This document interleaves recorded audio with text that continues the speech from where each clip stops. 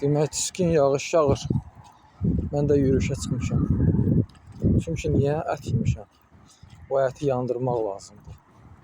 Yəni o orqanizmdə saxlamaq olmaz. Saxlasam o depolanacaq. Ona görə də yürüyüş eləmək lazımdır. Mütləq şəkildə. Yəni sağlamlığı qorumaq üçün baxın, yollar budur. Başqa yollar axtarmayın. Sağalmaz xəstəliklərdən qurtulmaq istəyirsinizsə, tam sağlam həyat tərzinə keçməlisiniz. O zaman siz sağlam olacaqsınız. Çətin şey yoxdur burada. Hamısı pulsuzdur. Pulla deyil.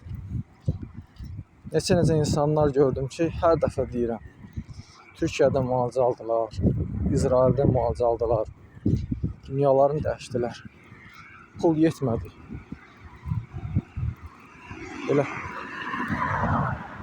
Baxın, artıq çiskinlik, yağışdır. Kim çıxar çölə? Hamı deyəcək ki, soyuqdur, yağışdır. Amma mən yox. Mən eləyirəm. Mən bunları yaşayıram.